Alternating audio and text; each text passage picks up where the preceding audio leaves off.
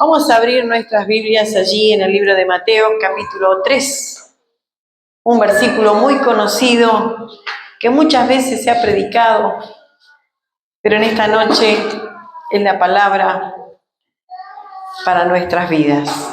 Mateo capítulo 3, versículo 1. ¿Lo han encontrado? Lo leemos en el nombre del Padre, del Hijo y del Espíritu Santo. ¿Lo encontró? Dice la palabra de Dios así: en aquellos días vino Juan el Bautista predicando en el desierto de Judea y diciendo, ¿qué decía? Arrepentíos porque el reino de los cielos se ha acercado. El versículo 3, todos juntos.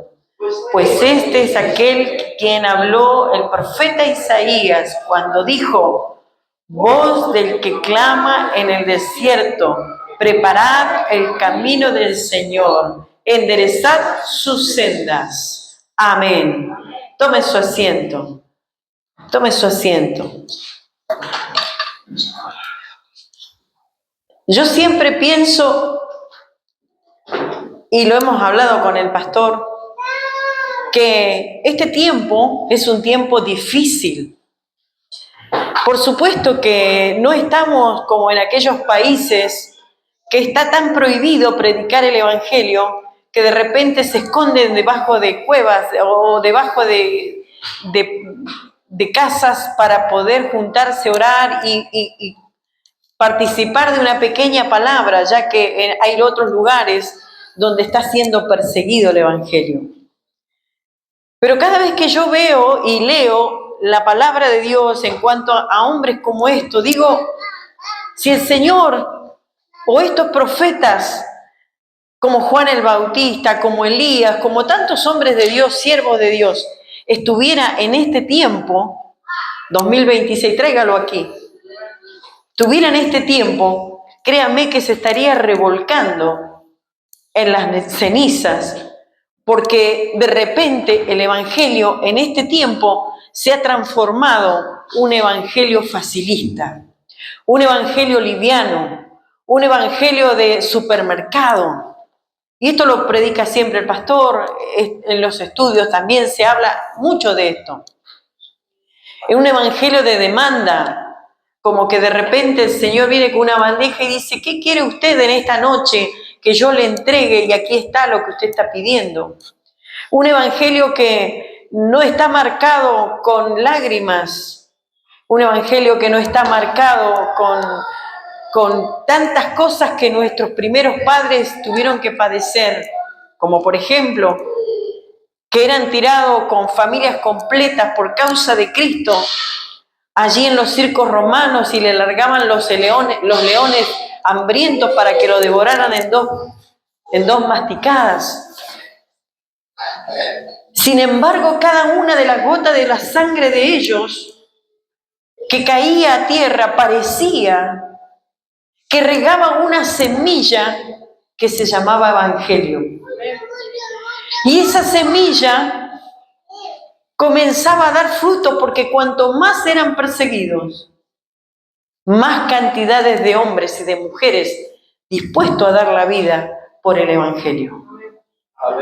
¿Qué es Evangelio? El pastor siempre lo da en los estudios. ¿Qué es Evangelio? Buenas nuevas de salvación. ¿Qué era lo que los primeros padres predicaban? Buenas nuevas de salvación. ¿Cómo estaba marcado el camino de esas buenas nuevas de salvación? ¿Cómo regamos con nuestras plantas? Con agua.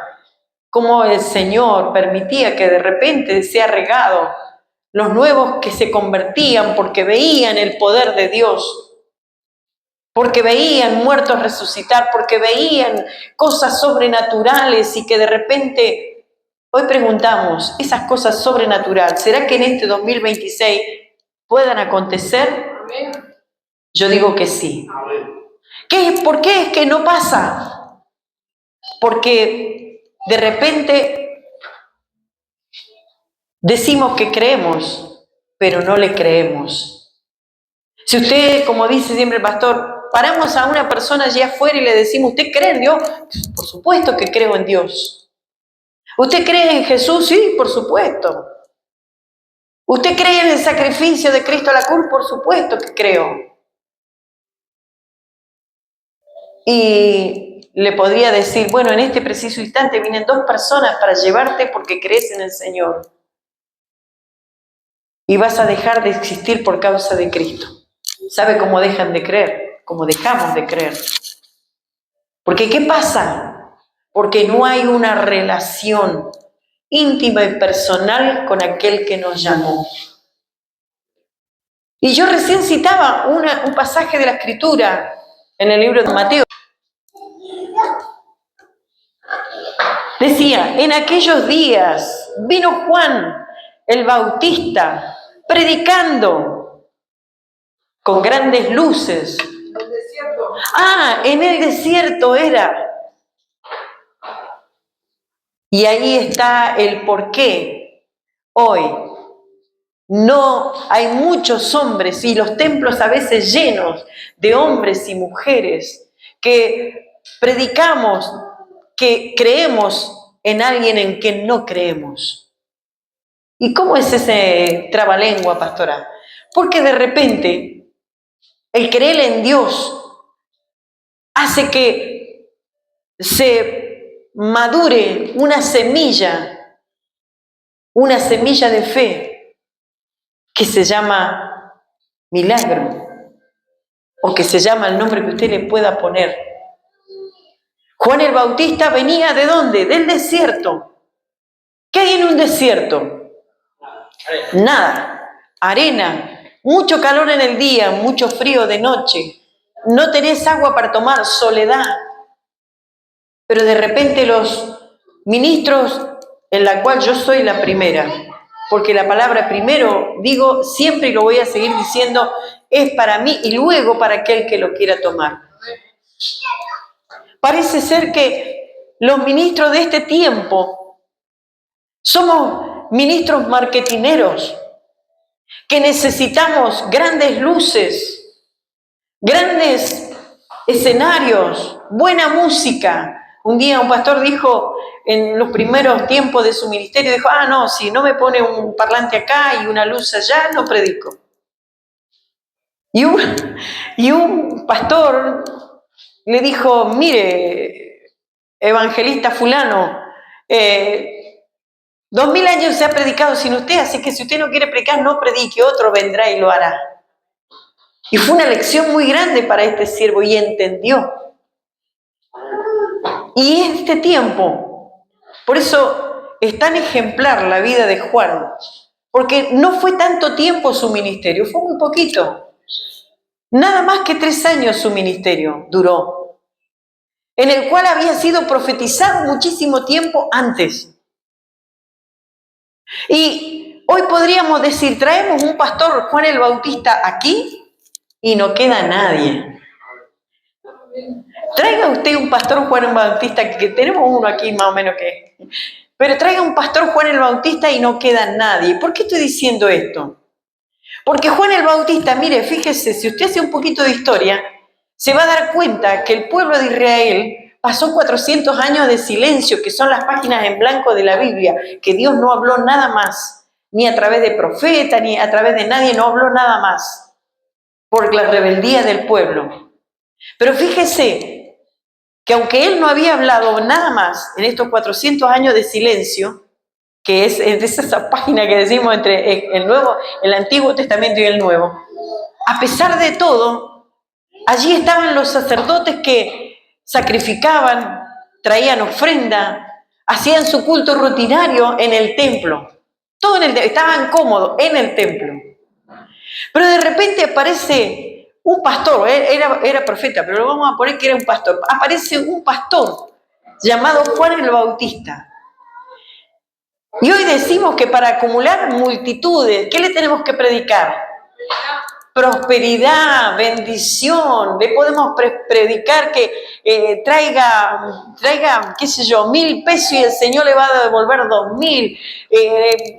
predíquele que el Señor va a sanar, va a ser fácil el camino en las manos del Señor, y el Señor no nos mandó a decir eso. O pacte con Dios, traiga, en este tiempo es eso. Pero resulta que vino, después de sus 400 años de silencio, uno llamado Juan el Bautista, y que todos pensarían que podría haber sido popular su mensaje de prosperidad. Sin embargo, a pesar de todo, muchos se juntaban alrededor de él. ¿Sabe por qué? ¿Sabe cuál era su mensaje? Arrepentidos y convertidos. En otra oportunidad dice arrepentidos y convertidos, generación de víboras. Y con eso le dijo, tu abuelo es hijo de víbora o Satanás, le dijo todas estas cosas. Le dijo arrepentidos y convertidos. ¿Quién eran los que seguían la mayoría de aquellos o mandaban a seguir a Juan el Bautista? No solamente la multitud, no solamente los enfermos. ¿Habían enfermos en ese tiempo? Por supuesto. Y su mensaje era de arrepentimiento. Él no estaba vestido con Lomari, ya no se usa Lomari, Christian Dior o esos zapatitos, ya no. Él no estaba vestido de nada de eso. Dice la palabra, si usted lee después en el libro de Mateo, cuenta la escritura que él estaba vestido de piel de camello. Y fíjese, si hoy no invitamos a alguien y le tenemos una buena mesa servida, un hotel 5 estrellas, no vienen a predicar. Y te dicen los honorarios también. Una vez un pastor conocido de acá, el pastor Carlos, le dijo, mis honorarios... Bueno, él le dijo, yo no, a mí no me tienen que pagar, dijo el pastor Carlos, por predicar. Yo pago por predicar. Y este pastor, muy conocido del pastor Carlos, dijo, ¿cómo? ¿Cómo fue? Nos estás arruinando. ¿Por qué? Le dijo. Porque vos estás regalando el mensaje. Entonces nosotros que queremos cobrar un cachet, dijo. Ah, está bien eso. No podemos hacerlo. Y yo siempre pienso en estas cosas y digo, Juan el Bautista estaría revolcándose de vuelta y media en el desierto si viera.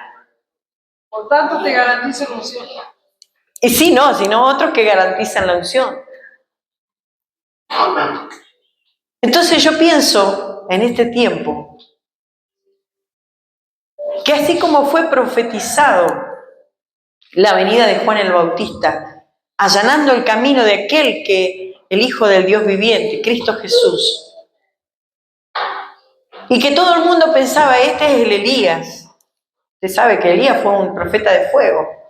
Si no es Elías, ¿cuál era la perspectiva del hombre? ¿Cuál es la perspectiva que ellos tenían? Juan el Bautista era un hombre conforme al corazón de Dios y había nacido con un propósito. Y no se alejó ni un ápice de ese propósito.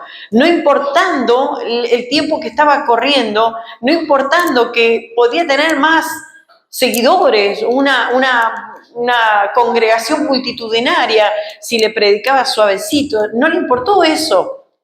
Entonces decía de esta manera, y hoy nosotros pensamos, o hay mucha gente que piensa de esta forma, pero yo me pregunto y les pregunto a ustedes, ¿cuál es la perspectiva que usted tiene?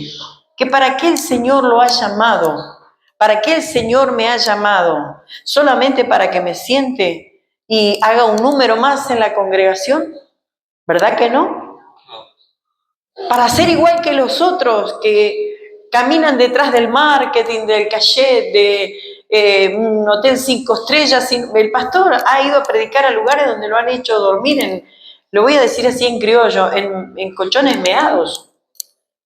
¿Es o no es así, pastor? Así es. Y el mensaje no cambió porque el mensaje no es de él, el mensaje es de Cristo. Pero hoy parece que se perfila este tipo de cosas. Y yo pensaba que así como Juan el Bautista iba allanando el camino, quiero decirles una cosa. ¿Qué piensa usted que es la iglesia de Cristo y qué está allanando la iglesia de Cristo? O sea, ¿qué tiene que ver Juan el Bautista? Así como creían que Juan el Bautista era el Elías. Y así como la palabra dice que la unción de Elías también la tenía Juan el Bautista y también viene sobre la iglesia. Pero no las congregaciones. Estoy hablando de la iglesia, de aquel que le ha creído, de aquel que no tiene problema en dormir en un colchón meado, de predicar aunque no te hayan tratado mal, de no dejar de decir tal cual lo que el Señor te mandó a decir, ni quitarle ni ponerle, decir lo que el Señor te mandó a decir. Y estamos en tiempos en que los Juanes el Bautista, la iglesia, tiene que comenzar a predicar arrepentimiento. De tal manera que aquellos que escuchen el mensaje puedan decir, ¿qué quieres que yo haga? Vio que Pablo cuando se convirtió quedó ciego. ¿Qué fue lo primero que dijo? ¿Qué quieres que haga, Señor? ¿Por qué? Porque tuvo un encuentro real con el Señor. Y creo que esta es la pregunta que nosotros nos tenemos que hacer en este tiempo. ¿Qué quieres que haga, Señor? ¿Qué quieres que diga? Y me alegro cuando los hermanos vienen a los estudios porque entiendo que Dios está edificando una iglesia que va a tener que hablar como Juan el Bautista. Una iglesia que va a allanar el camino de aquel que vendrá.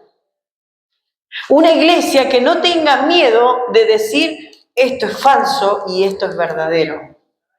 Un evangelio que hoy se ha transformado en una calecita, que muchas luces, mucho entretenimiento, mucha risa, por ahí fogón con Jesús, qué lindo, hacemos un fogón con Jesús, tirirí, tirirí.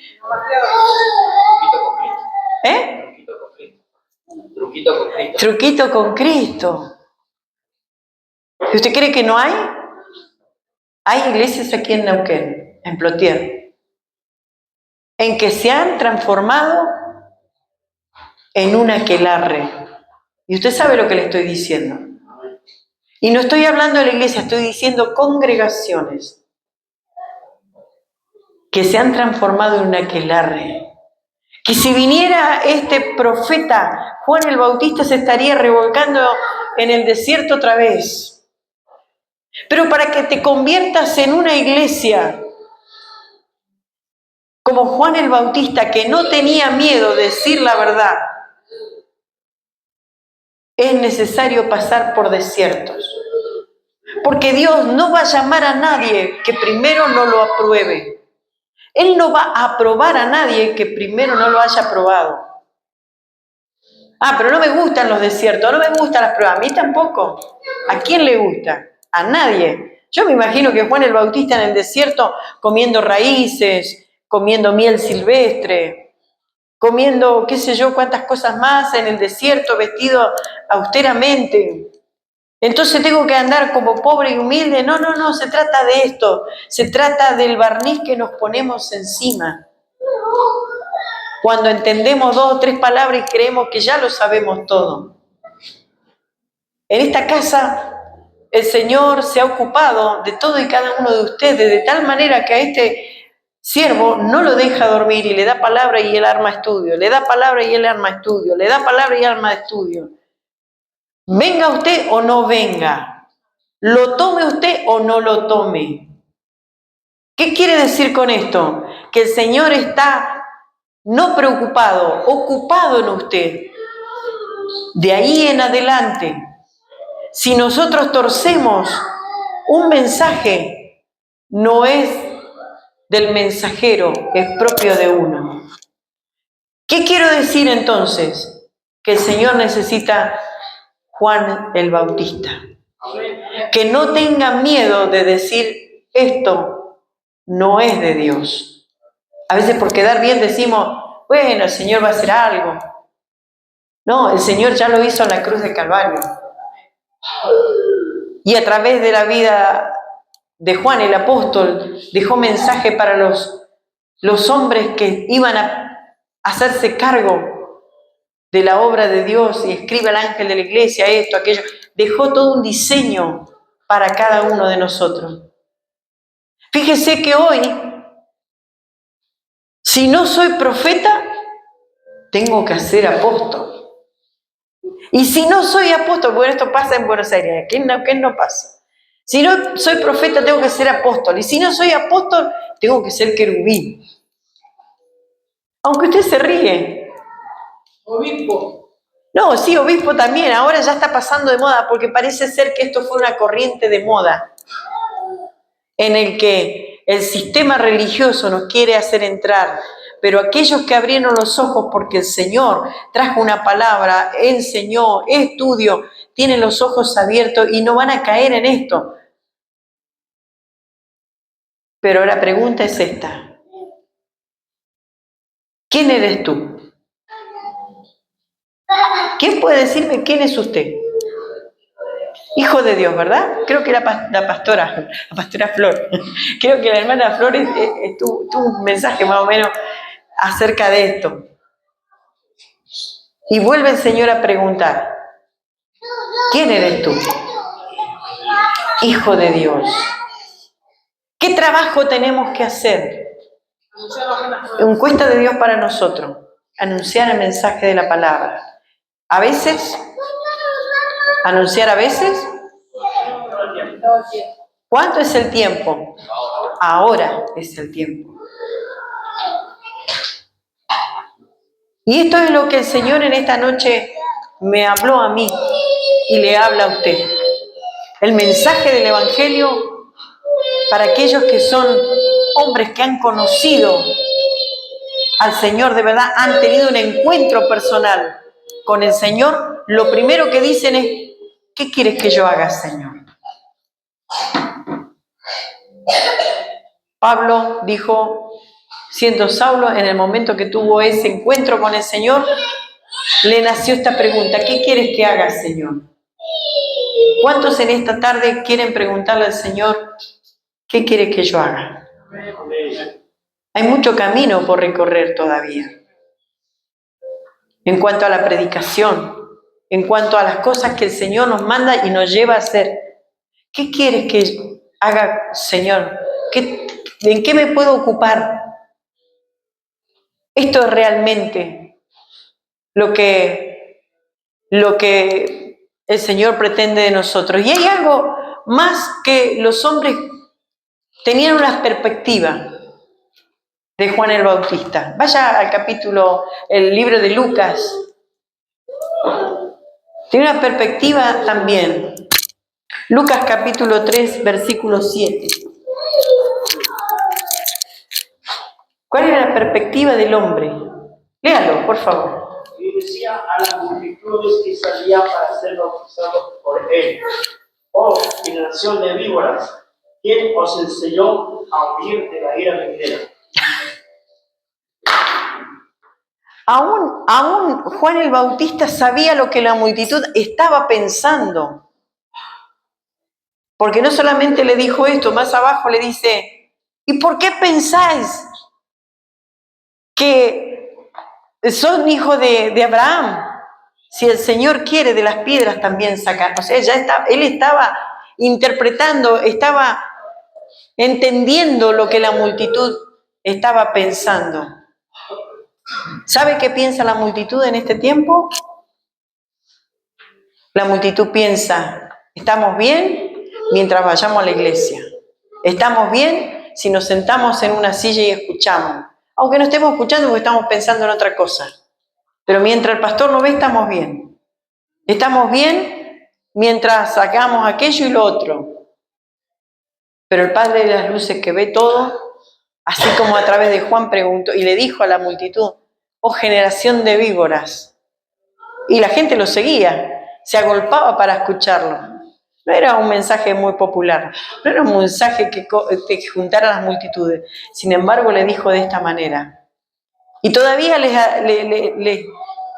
entendiendo lo que estaban pensando, le dijo así: no pensé que porque sos hijo de Abraham, porque de las piedras soy capaz de sacar hijos de Dios. En este caso. No pensemos nunca que somos la última Coca-Cola del desierto. El Señor nos está enseñando en esta casa, pero estamos aprendiendo más para servir mejor, no aprendiendo más para saber más, para contender, porque ese no es el propósito. El propósito es servir. ¿Puede usted decir qué quiere el Señor que yo haga? El Señor ha movido al pastor en este último tiempo a decirle: aviva el fuego del don de Dios que está en ti. Lo apretó con eso: aviva el fuego del don de Dios que está en ti. ¿Qué le quiso decir? Hace muchos años atrás, cuando fue bautizado por el Espíritu Santo, el Señor le dijo, o le habló diciéndole que hoy levantaba un hombre que impactaría. No él, sino lo que había en él. Y de un tiempo hasta esta parte, porque hace dos cosas el enemigo a la perfección: o nos frena para que nos cansemos, o nos lleva prisa para que nos volquemos. ¿Cuál es la medida correcta? El equilibrio de Dios. Y el Señor le recordaba: aviva el fuego del don de Dios que está en ti. Dijo: tengo que volver a empezar a orar por los enfermos. Y el Señor va a ir. Porque nosotros nos quedamos en el tiempo de la globa. En el tiempo de la globa, milagros que ni siquiera tocábamos a la gente y la gente se le desaparecían los bocios, muelas tapadas, gente que tiraba las muletas y salía caminando, endemoniados que salían libres, aún personas que resucitaron en la carpa. Pero eso fue ayer. Hoy el Señor quiere avivar el fuego del don de Dios en ti. Pero para esto tenemos que preguntarle al Señor: Señor, ¿qué quieres que yo haga? ¿Cuántos pueden preguntarle al Señor en esta noche? Póngase de pie. No sé qué el Señor quiera que usted haga. Sí sé que el Señor lo llamó. Y no siempre le va a gustar. A mí no me gustó cuando el Señor a través de muchas personas me dijo: te he llamado para profeta. Y yo empecé a pelear con el Señor y dije: no, yo no voy a andar diciendo, dijo el Señor lo que Él no me dijo. ¿Cómo presento delante del Rey en aquel día, cuando estoy en su presencia? Y digo, bueno, había que llenar un poco, pues soy la profeta, ¿viste? No podía hacer eso. Entonces yo peleaba con el Señor por esta situación, hasta que entendí que era lo que Él me quería decir. Y hoy el ministerio profético está sobre la iglesia. ¿Cuál es ese ministerio? El de predicar la palabra. Palabra que se le está enseñando todos los todos los martes. Así que reciba esta palabra, tómela para usted y no cambie su origen. Porque yo siempre digo que, y está tal vez mala la comparación, vio que allá en la escuela, la secundaria, dice, como esto de que nació mono en la antigüedad, ¿cómo es el...? No, la evolución, que nació mono y después se convirtió en hombre. No, hasta el día de hoy los monos siguen siendo monos y los hombres siguen siendo hombres. El Hijo de Dios seguirá siendo Hijo de Dios y el Hijo de las tinieblas seguirá siendo Hijo de las tinieblas. Levante su mano en señal de rendición y pregúntele: Señor, ¿qué quieres que yo haga? Señor, enséñanos el camino en el que debemos andar. Señor, colocamos en nuestro corazón el temor para no errar un paso, Señor, sino para ir derecho hacia tu perfecta y divina voluntad.